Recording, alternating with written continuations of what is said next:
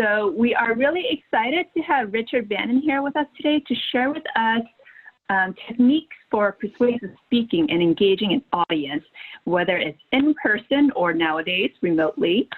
Richard is the founder and CEO of the public speaking consultancy, The Confident Speaker. Before we begin, just some ground rules. If you have a question, please chat them in. There is a chat icon and a Q&A icon at the bottom of your Zoom. So feel free to chat in your questions, and Richard and I will answer them throughout today's presentation. Anything else, Richard, before we begin? I think I have everything covered. No, I think that's it. The only thing I'd add about the questions is that I would love it if you all would post your questions when you think of them, because it helps to respond to those questions as they're at the top of your mind. That said, depending on how much time we have, I may not be able to get all of them as soon as you put them in the chat room, but we do have some time reserved at the end for Q&A. So if they're not answered real time, they would be answered during the Q&A session. Well, everyone, thank you very much for being here this afternoon. I hope everyone is weathering this challenging time as comfortably as possible. And I want to welcome you to this seminar, How to Speak Persuasively in Person or Remote. What we want to do is talk about public speaking basics, whether you're in person or remote. I'd like to start with that. I'm going to cover first impressions and their importance in your ability to communicate and definitely to persuade. And then I will move into what I call the speaker's instrument, your body, your voice, and eye contact. I'd like to spend a little time touching on presence, that quality that you hear bandied about a lot, and just discussing what that is and why that's important in persuasive communication. I'll be sharing a few additional tips on remote speaking, some persuasion techniques, to quickly touch on visuals, and then move into the Q&A. I'd like to move on to first impressions. And again, reality check, are you seeing my first impression slide? Kelly? Yes, it's fine. Okay, that's great. I would like to get some information via the chat on how much time you all think that you have as speakers to make a first impression. Just take any guess.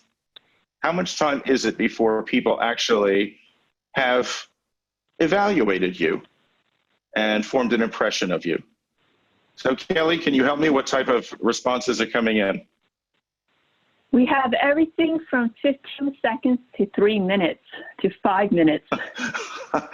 That's actually what a lot of the responses are like everything, it's mostly around like 10 seconds. That's the average. Okay, I'm not surprised, because when you ask the experts these questions, they will give you anything from 30 seconds tops to a tenth of a second, which seems pretty extreme. But point is, you don't have much time. You have an extremely compressed period of time before people form an impression of you. I'd just like to take it back to me. And why is that important? Well, when people make a first impression is a decision as to how your audience is responding to you. And that's critical, because that often is very, very arbitrary. I want to say a word about the brain. We all know that you've got the left side of the brain. The left side is the seat of reason, the seat of logic. It is rational. It is linear. The right side of the brain is the seat of emotion. It is irrational. It's associative. It's utterly idiosyncratic. The most powerful part of the brain is the right side, the irrational, the emotional side. And oftentimes what happens on the right side of the brain, how people respond to you emotionally, as random as that may be, that is what is controlling how they're thinking of you, what's happening on the left side of the brain. And I would like to, again, hear from the participants.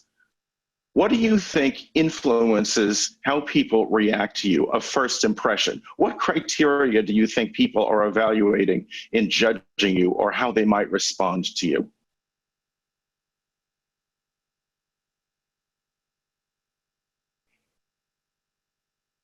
Okay, I'm seeing a lot of poise. That's a great one.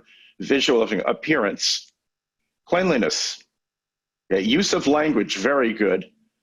Appearance of credibility, I would need to know more what that is. Clothing, okay? Everybody is having a variety of things which may even be not only what you perceive other people are using as criteria to evaluate, but may even reflect your own criteria for evaluation. And as you can see, they're all over the lot. It can be based on gender, it can be based on age, it can be based on race.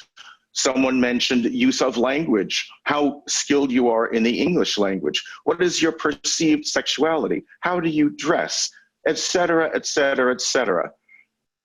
There's all kinds of different ways that people may be viewing you and making a decision about you in as little as a few seconds. And the challenge for us as speakers is that some of those may not be favorable to us. So that when we put forth a point of view or an argument, people may be filtering how they respond to that through an emotional reaction that is oftentimes unconscious. I'm sure most of you have heard something like this. You know, I just don't like him.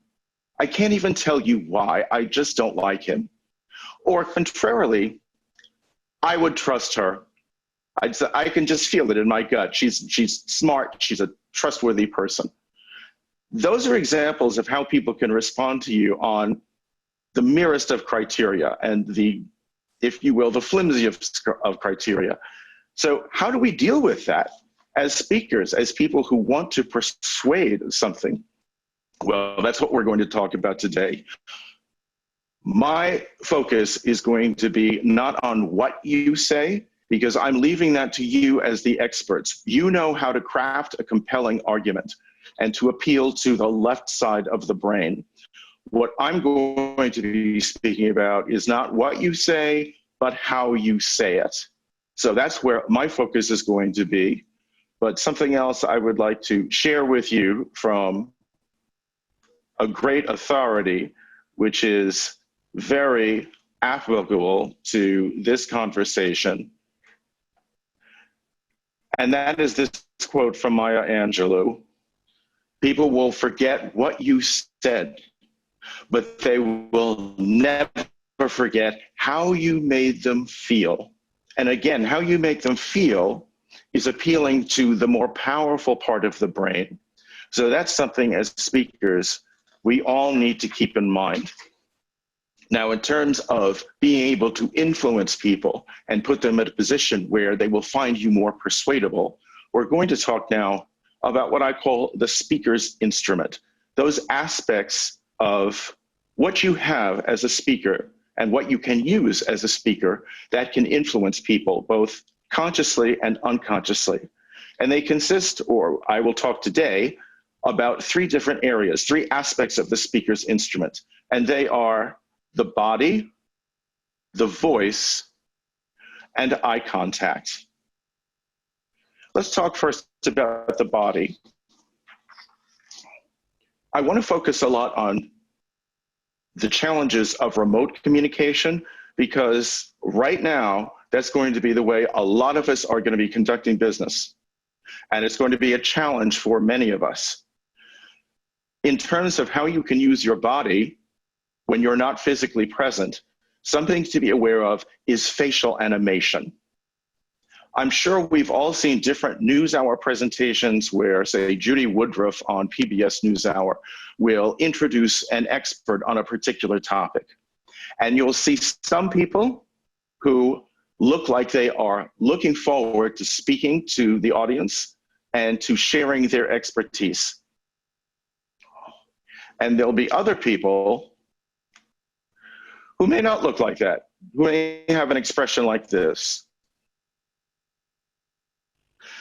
When you talk about first impressions, if the first thing you see is someone who doesn't look enthusiastic about speaking to you and sharing their knowledge and doesn't seem to be a particularly interesting person, they're creating a bad first impression, regardless of how much they may know on their subject. So keeping your face animated is one of the most important things that you can do. And a trick that you can have in order to do that In Zoom, you can often see yourself. So as you see yourself and you're speaking, keep in mind, is my face alive? Or am I just focused on looking at the monitor and perhaps reading notes and keeping in mind what it is that I want to say, as opposed to keeping in mind that I'm talking to people through the lens of a camera? Another important trick is when you look at the lens of the camera, mine is just above my monitor. Imagine, see your audience where that lens is and speak to it just as you would speak to people, or think of it as a friend or a group of friends and you're speaking to them. But make sure that you are engaged with the camera just the way you would be if you were actually in person and speaking to a live audience. One other aspect of using your body remotely is to gesture when you can. This is something that's true whether you're speaking in person or whether you're speaking remotely. But gesturing means that people aren't simply looking at your face, that you are emphasizing what it is that you're saying by using the part of your body that people can see. You know, the top part of your body as well as your hands. Anytime you have a chance to demonstrate something, say you're going through a list of things, you can count them off on your fingers, or using a gesture that is demonstrating an action that you're talking about, do it. That's true in person. That's certainly true remotely as well. Other than that, speaking from an in-person standpoint now, gesturing is something you want to incorporate as often as you can, but not too often. You don't want to be gesturing constantly. But if there's anything that you can demonstrate, by all means, do it. When you're not gesturing, best thing to do is to keep your hands down at your sides. And that can be one of the most difficult things that any speaker learns how to do. It really is a discipline to be able to do that. But that's where your hands belong, unless you want to emphasize a particular thing that you're saying through the use of gestures. How close should you be to the camera? You can't see my gestures most of the time. Yes, that's right. I'm moving the camera a little bit away from me. But I don't think you want the camera to be too close to you, because you don't want your face to be filling the entire camera.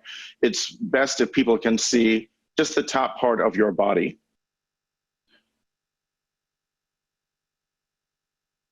Another aspect of using your body is your posture. And obviously that's something that is most important when you're in person. But your posture should be erect, but not stiff. You want to have a solid stance. And one thing that you want to keep in mind is that one of the flaws that I've seen with a number of folks that I've worked with, and they're not even conscious of it, is that they rock back and forth. They're burning off nervous energy. You want to be aware of whether or not you're doing that, and you want to maintain a solid stance, as said. You also don't want to pace back and forth. If you are walking, you want to walk firmly in the direction of someone that you've engaged through eye contact, as opposed to just pacing back and forth, because that also will just simply project nervousness. The last thing I'd like to talk about in terms of space is, in terms of body, is the use of space. It's ideal when you're speaking before an audience, unless you're standing behind a lectern, that you take advantage of the full speaking space.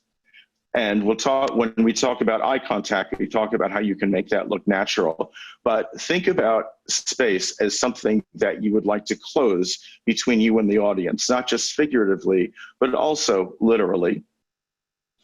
Any questions on the use of the body before I move on to the voice? I want to make sure you all have the chance to see this slide, because I have this great picture of this opera singer here. But some aspects of the voice, one of the principal things I would say about the voice is the use of the pause.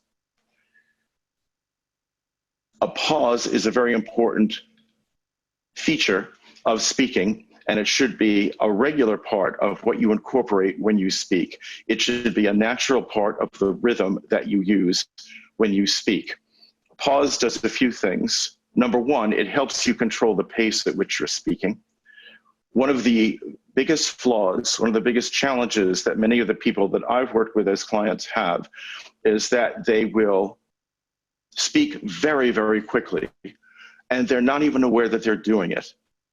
At times, they may speak so quickly that you can't even process what they're saying. Pausing helps not only control that, but also it gives your audience a chance to absorb what you're saying. And if you are live, when you pause and you've engaged someone in your audience, you have a chance to not only let your thoughts percolate in their minds, but also you can gauge how they're responding to your message. Is it being received? Are they responding positively to it? And if you're in a meeting where it's important that you persuade people of a point of view or to take action, or if you're meeting with a prospect and you want to take them to the next stage of their choosing you as their attorney, you want to gauge how people are responding to what it is that you're saying, so you can react to that. And pauses are one way that you can do that. Pauses also serve a very valuable purpose in that they help you to weed out filler words. Most people are aware that filler words can be a problem. We've all heard people who say the word "so" every time, or "you know," or if they're not sure what the next thing is that they want to say, they will go, well, you know what I'd like to tell you about is the ums and the ahs, as well as what I call verbal Cheetos, the so's, the you knows, the protracted ands, the basicallys, the like, the really, and things of that nature. The best speakers weed out all those extraneous words, just like good writers weed out words that are superfluous. Pausing helps you to control that, because you're giving yourself that extra second to have your brain frame what it is that you want to say, and then say it, and say it smoothly. And finally, your pitch. The best speakers speak in a conversational tone, and there is a rhythm to how they speak, the sounds, the ups and downs. Ideally, it's conversational, and your voice will go up and your voice will go down. Think of the way that you speak if you're telling a story in an informal setting. You're going to enliven your story with natural changes, variations in pitch, as well as pauses for effect. So your pitch is something else that is very important in terms of your ability to emphasize and simply be visually interesting to listen to. Most of you will probably listen to people who speak in a monotone and everything they say has the same emphasis, which basically is no emphasis at all. And they may make that even worse by talking at a very quick pace, and it's all very flat. We've all heard that. Being aware of variations in pitch is something that can help you in terms of staying away from that and making the greatest use of the vocal instrument that you have. Something that I would also urge all of you to do is to record yourself. You can record yourself with a video, you can use your iPhone for that, or just record the sound of your voice. I'm sure that you're doing a lot more phone conversations and phone meetings than you were before this health crisis hit. But most people are doing a lot of them anyway. Listen to just the sound of your voice and respond to how it sounds. Is this engaging? Does it sound warm to you? Is it someone that you enjoy listening to? That can be very helpful in terms of developing the awareness that you want when you're speaking and how to make the most of your voice. With these days, with all these remote meetings, your voice is going to have a lot more import than it did when you were able to meet with people face to face. So make sure you're leveraging all those aspects when you're speaking on the phone or speaking in a Zoom meeting like this. I'd like to pause now and ask if there are any questions about voice. A question about how do we evaluate our own voices? As I said, one suggestion I would make is to just listen to your voice. No visual, just listen to your voice and how it strikes you. Now, if you have a negative feeling about your voice, get some feedback from other people. So many people that I work with, including very intelligent professionals, are very hard on themselves, and honestly, their perception of how they are, say, in terms of their voice, can be very unflattering and not shared with other people. So that perception is skewed. If you find that people feel, or if you decide that you would like to change the quality of your voice, there are professionals that can help you do that. Before I got into leading sales presentations, I studied the theater, and there are a few good things about that. And one of them is that I learned to speak with a big voice. And that is a technique. It is a craft that anyone can learn. Diaphragmatic breathing to make sure that your voice is well supported. Singing lessons, if you wish, that can help you focus your voice on the mask of your face. That's how singers get that strong, focused, resonant quality. And that's something that, again, anyone can learn how to do. And finally, for a big sound, learning how to open your throat. That's how singers who can belt, or opera singers, that's another technique that you use to produce that big sound. That helps with something that we'll get into a little bit later, but I found being able to produce a big sound when you're in person,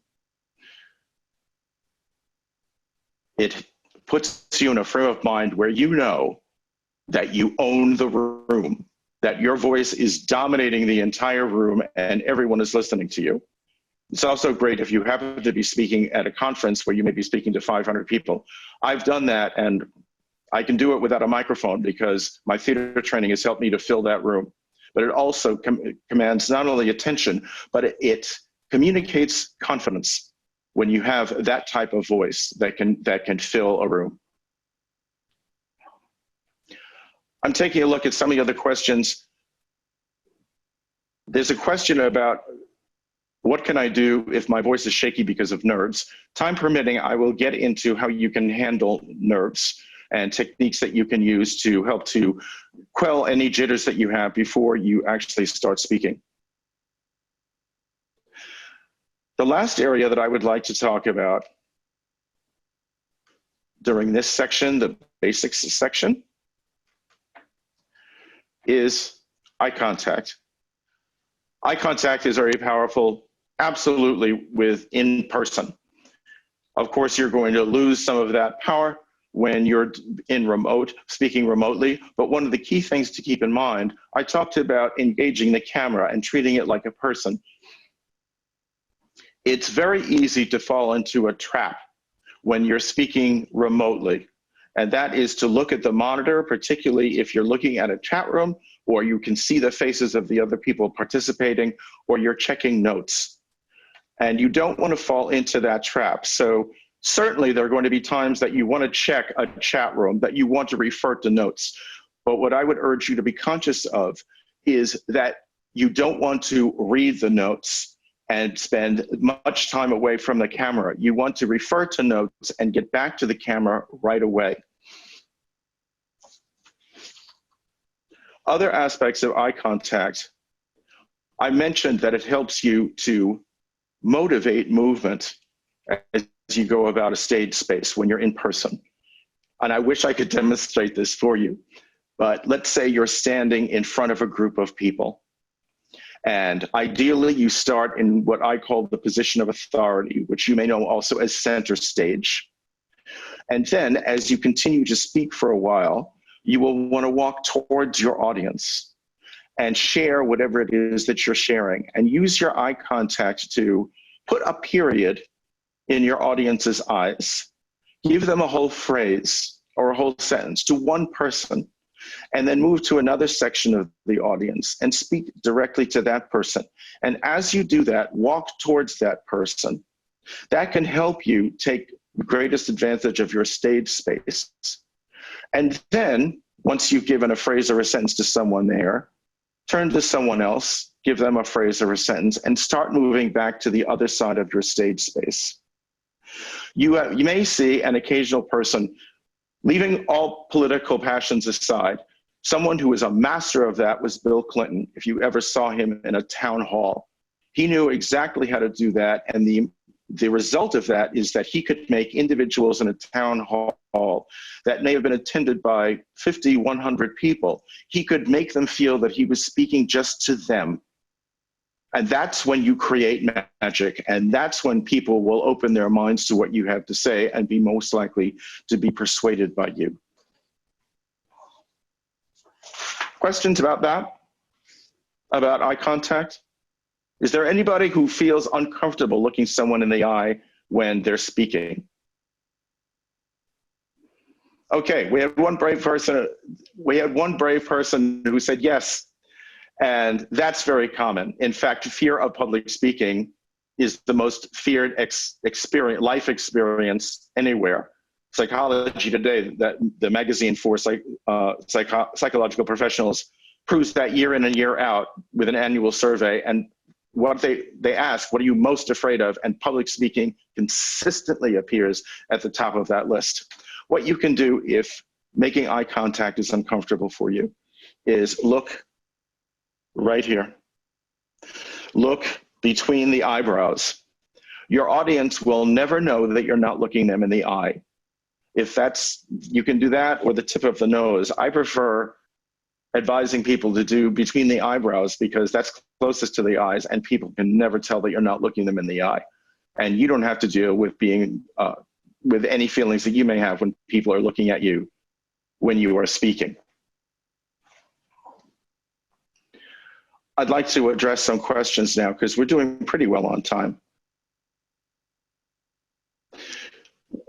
David has written in, I like to speak to attendees in advance and then engage them by name. Do you think that's effective? Oh, yes, absolutely. Ideally, you've done all your prep work, you're comfortable with your content, you're all ready to go, say half an hour before your event starts. Stand at the door, shake people's hands as they come in, introduce yourself, and get their names. Another trick that I'll share with you, I mastered this trick when I was doing sales presentations, is create a map. Now this assumes, of course, that you're in a space that you can afford to do that. But even if you're addressing, say, 50 people, 30 to 50 people, you can create a little map on a sheet of paper and you can place people on that map in a way that you can glance down and say, oh yes, this person next to the end in the third row, her name is Alice. And believe me, if someone says, if Alice raises her hand and you say, yes, Alice, you have a question. Or when you're speaking, if you had a chance to briefly chat with people as they came in, and they say, this is particularly applicable to people who are in IT, like Alice. That is so engaging. And when you're talking again about the ability to persuade, when you form that personal connection with someone, when you've communicated that that person is important enough to you, that you remember their name while you're the person who's standing up and speaking, that's going to have a tremendous impact on the rapport you have with that person. There was a question up, folks, with accents. If you feel, for one thing, I've heard people with accents who are much more focused on that than they need to be. One person was speaking with an English or Irish accent and wanted to get rid of it. And I said, don't, keep it, because for Americans, those types of accents are enchanting. Now, if that's not how you feel about your accent, if the charm of it doesn't appeal to you, doesn't speak to you, then there are accent reduction specialists. That's not my bailiwick. That is actually the work of a speech pathologist. But I would find someone who knows how to work with that and help your mouth. That's, you notice that I just started moving things because that's where my focus was. But help the muscles that are involved in producing sounds be trained to produce the sounds of American English that come natural to people who were born here.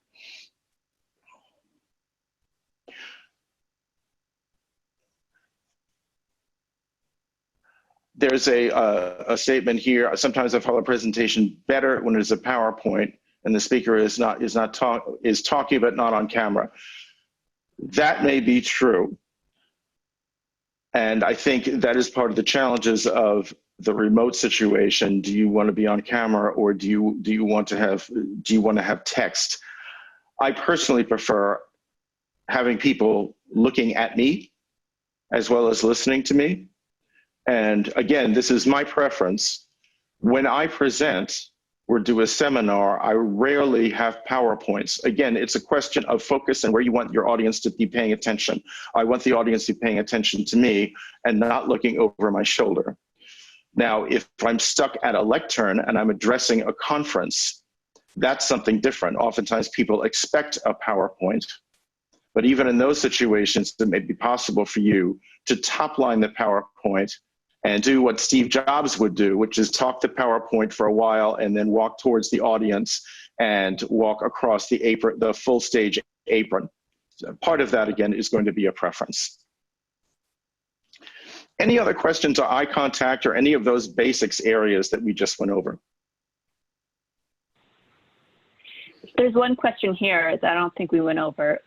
Someone asked, what if I am comfortable, but the other person appears uncomfortable maintaining eye contact with me?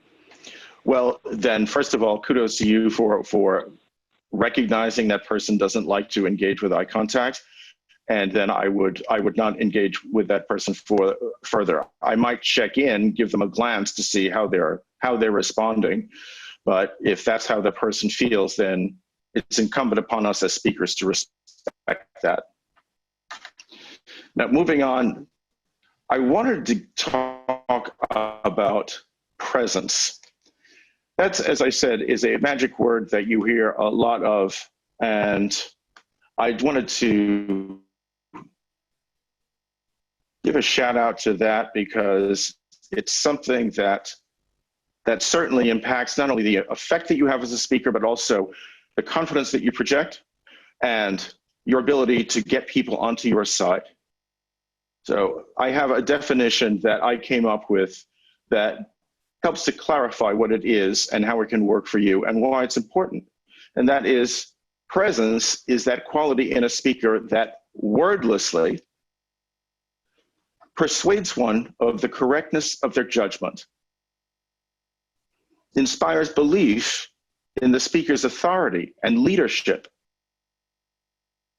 and finally, commands respect. How do you project presence? Well, part of that is the confidence that you have in your content. You're all skilled attorneys. You're experts in your various fields of the law. You are doing very important work in terms of prosecuting the case that you have or defending a client and helping them get justice. Nothing could be more important, and you know how to craft an argument to be able to persuade a judge, a jury, how to do that.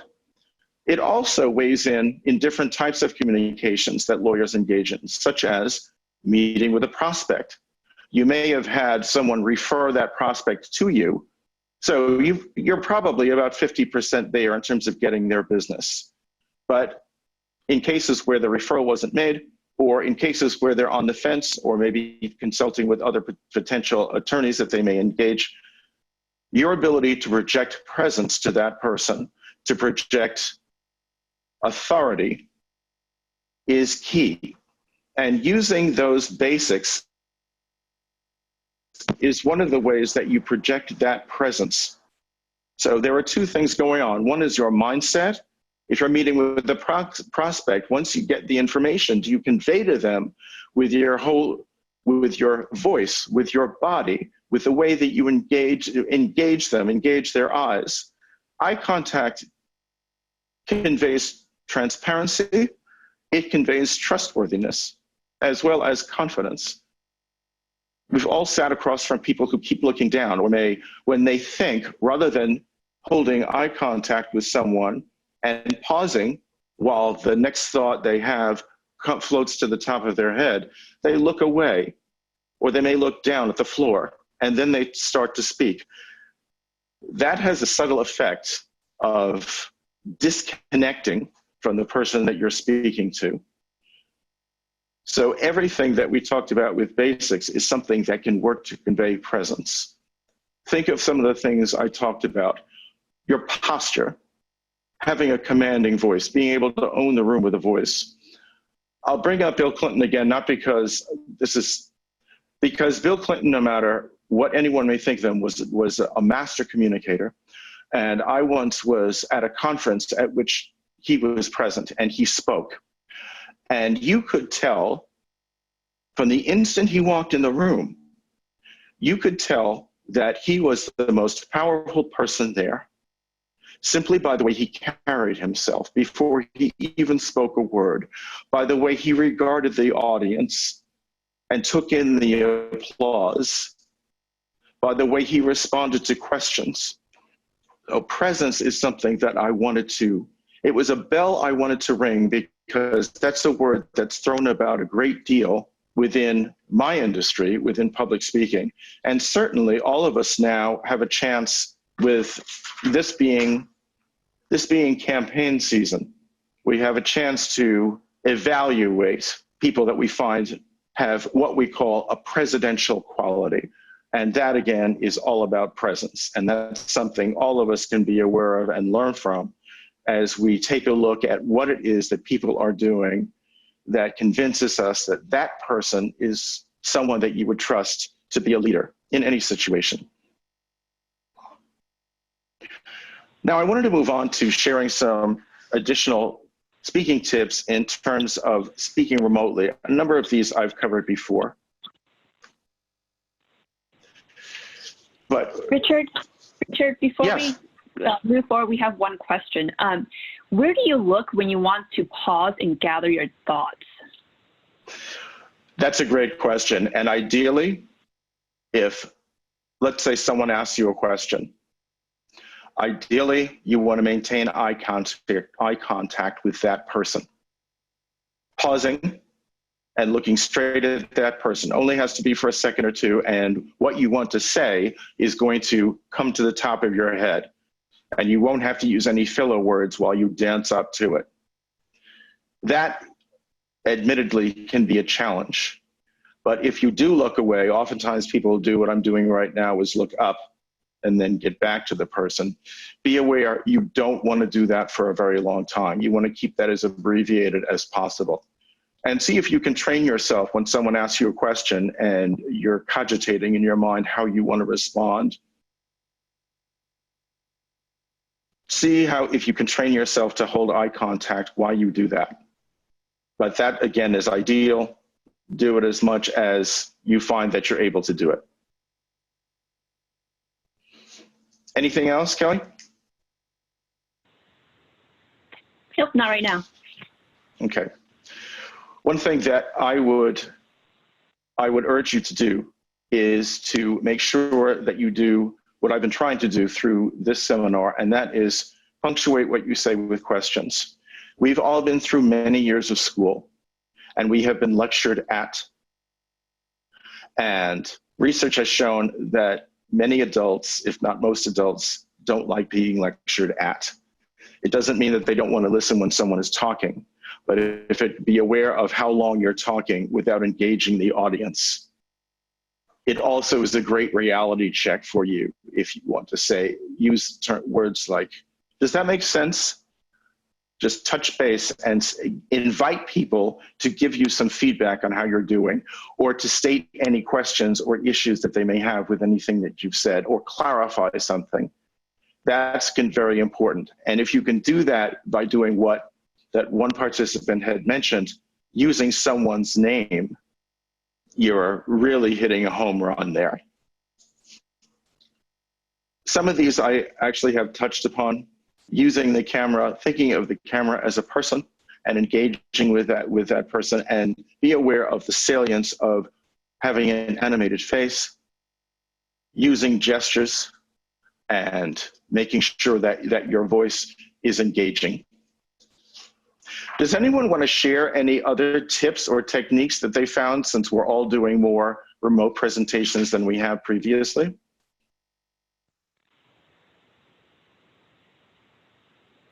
We have a comment. We have a comment from someone earlier. Yes. She just wrote that people should know not to have the background moving. Like, if you're in a chair or whatnot, you shouldn't be, rocking around. So just making sure that your background is still, or whatever chair you're sitting in. That's a good point. And not only that, but when I talked initially about first impressions, when they first see you, it makes a big difference if they see something that is neutral or something that may be even better, perhaps a bookcase or some attractive background like a nice painting, anything like that. That's much better than something that's showing your kitchen. And I have seen professionals do things like that. Now we're all trying to make do with the situation that we're in now, but the comment about the background is very salient. Something else to be aware of are some of the other things that I talked about with first impressions. How are you dressed? Are you dressed professionally?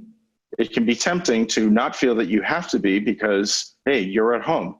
But dressing professionally, being properly groomed, all of those are going to be making a statement. You want to position yourself as a professional remotely, just as you would if you were meeting people face to face. Someone brought up the Zoom backgrounds. Yeah, I have mixed feelings about Zoom backgrounds. I won't say that I've seen them all, but some of the ones that I've seen, they're okay. One person had a sort of intergalactic thing. It was like we were seeing that person when they were out in space, and there was a huge picture of the Earth behind them. And I found that distracting. And it just like, oh, am I watching that movie Gravity? It took me away from the speaker. That's why I would suggest before something like that, a neutral background would probably be better. Virtual backgrounds on video calls, the same thing. I would say the same thing. Just, it's a judgment call, and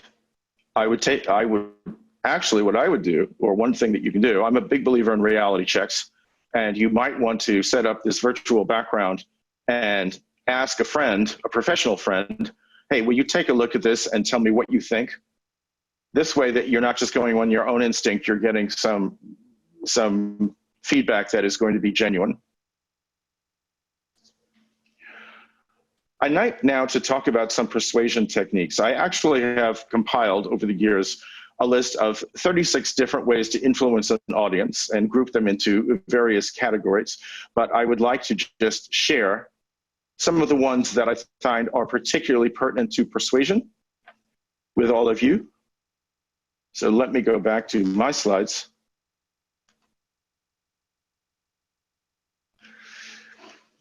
Projecting energy and conviction. I regard energy as the most important quality any speaker can have. That energy can come out in a few ways. I've seen this defined by one expert as people who speak in the blue zone versus the red zone. Most attorneys that I have observed speak in the blue zone. They are appealing to the left side of the brain. They are logical, they are rational, but the best speakers, law speakers, project an underlying urgency that says justice must be done here. On the other side, I heard one young attorney who was pleading a case for asylum for a young woman from Guatemala, a 13-year-old, who was a member of a disparaged ethnic group within Guatemala. She had been abused sexually and physically. She had a horrible life, and she was appealing for asylum in the United States. He told the most dreadful stories about the abuse that she had suffered. And he did it in the most impassive way, as if he were listlessly reading a book. And it so undercut the power of his case. I think, and this is just my theory, but I think so many attorneys are so focused on the law and presenting a legally strong case that they miss out on communicating any emotion with that case, or the emotion that is appropriate for the story that they're telling. So I wanted to come out to put on the table the importance of energy and conviction and emotion that can be appropriately communicated when pleading a case or during particular types of communications. Owning the room I talked about, that's, I think, half mindset and half the ability to master the basics that we talked about, your body, your voice, and your eye contact. This is probably not necessary for many of you, but I think it's important to put on the table to anticipate objections. And that's not just the case within litigation or legal actions. It also can be the case when you're meeting people who are prospective clients of yours and may have particular objections to things. The most common one I've heard is, why are you so expensive? How are you going to answer that? How are you going to answer that in a way that is strengthening the rapport that you have with that prospect? Or if you want a particular action to be taken by someone, perhaps during a meeting at your law firm, what objections are people going to have? Who's going to be there? And what are their agendas? And how may they undercut what it is that you're trying to achieve? How can you bring them on board? Fourth point, frame the agenda. That's easy to do when you are the one that is calling the meeting or leading the meeting, but it's important that you control that. But many places will say, here is the meeting for the upcoming agenda. Is there anything that you would like to add or change? And make sure that you get your point onto that agenda. A powerful thing about framing the agenda, or whatever portion you can control, is that we all know in meetings, things can go off the rails. Someone may be speaking too long, then all of a sudden we have to end the meeting, the time is up. Or you may be focused on one point and someone takes that in a whole different direction that is not what you wanted. When you have defined that agenda, you can say, yes, Bob, that's true, but let's, for this time, keep the focus on this agenda item. It puts you in a position of power. Keeping language simple and explanations brief. Something that I've heard from non-legal folks about dealing with attorneys is somewhat similar to what you may hear about non-technical people dealing with IT folks. And that is that they use jargon, or in your all cases, legalese. And depending on your audience, that's something to be aware of, and make sure that you are keeping your language simple and easily understood for the layperson. And also keep explanations brief. In fact, it's always good to be as brief as possible. We've all heard people that get off the point, or that dance up to the point that they want to make. And you want to make sure that you're getting to the point, in which case you want to know what is your point. Every client I work with who's doing a presentation or looking for help with their participation in meetings and having impact, I always make sure that they know, what's your objective? When you're meeting with a prospect for the first time, what's your objective? Most likely it's that you would like to take their decision-making process to the next step. Make sure that you know your objective and that everything that you're doing is working towards that objective. Other techniques. This may sound obvious, and it's not. And the first one is listen. Something that I was told in sales, you all have probably heard this, that a good salesperson spends 80% of their time listening. And if you're trying to persuade someone, it's imperative that you know, where is that person coming from? What are their concerns? Sometimes they may not even express their concerns explicitly, and you may need to define what's really important to them. But you only do that by listening. I find experts can oftentimes spend a good deal of time talking because they know so much about their field, but not spending enough time listening. Stressing common goals. That's something I thought of in terms of meetings. If you're having an issue with, if you're at odds with someone and you want to achieve this and the other person wants to do that, a good way to bring that person together and to work in harmony is to stress what both of you are aiming for. This communication best practices, using analogies and similes and metaphors, make things very easy to understand.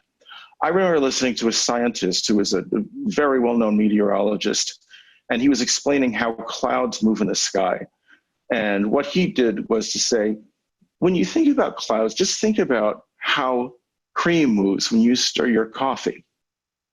And that took something that could have been very complicated and made it extremely simple and accessible. Also, metaphors, those are very powerful. There's a big difference between the executive who says, our company had a negative cash flow during the last quarter, and someone who says, we are hemorrhaging money. Compare those two. One is very direct, they're both accurate, but the other, the metaphor, gives it power. And finally, whenever you can and whenever is appropriate, engage with stories. People love stories and they make your point come alive. I'm sure when you speak with the client, you probably will share with them a similar case that your firm may have handled that came out successfully. Share stories like that. They're very engaging. Any questions on those techniques or any that you'd like to add? We have a few comments and questions in the chat. The first one is it important to dress up especially when you're doing these like Zoom meetings and webinars? Is it essential to dress up? I'm not wearing a tie. I think for this you have to use your judgment and you have to think about who your audience is and what they expect. But in a case like this, I'm wearing a button-down shirt. I'm not wearing a tie. I'm not wearing a jacket. If we're meeting with you all in person, I probably would. I would at least wear a jacket. If I were meeting with a group of people in Soma who are IT professionals, I wouldn't, because that's not their culture. So use your judgment there, and think about what goes down with your audience. How do you bring emotion into your speech when English is not your native language? Well, your emotion is going to be true, whatever your language is. I'm sure you hear people speak in a language that you may not understand or speak, and you can read their emotion from their face, from the intensity of their voice, from their body language. So that is not something I would be too concerned about. As long as your emotion is genuine, then I would express myself as you normally would.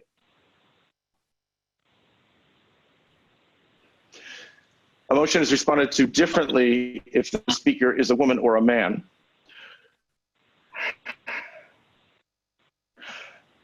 I'm going to put this on the table with you folks because that's a genuine question and it deserves an honest answer from me.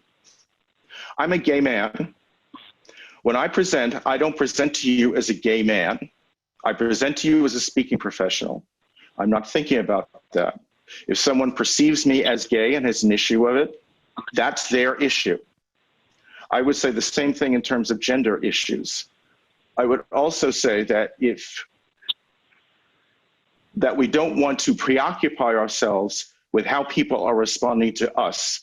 Our focus, our mindset that I referenced before, needs to be on the value that we offer our audience and what objective we want to achieve, what we want them to understand or to believe, or what action we want them to take. If we're focused on that and why we're qualified to speak to them on that topic, then we'll be presenting ourselves in the way that is the most confident, the most persuasive, and also the most valuable to the audience. How are we doing on time, Kelly? We're just at 1 p.m. So I don't think we have any other questions. Let me just look through the chat really quickly. Yeah, I think that's it. And if folks have any other questions or they want to reach you, Richard, how can they get in touch with you? Yeah, let me bring up they can reach me at this email, richard@betheconfidentspeaker.com. And also I encourage anyone, if you want more information about me or what I do, here's my URL, betheconfidentspeaker.com. You can reach my website there and check out my Yelp page. It's The Confident Speaker. And other than that, if you have questions, by all means, email. I'll be happy to address them as best I can. And finally, thank you so much for participating today.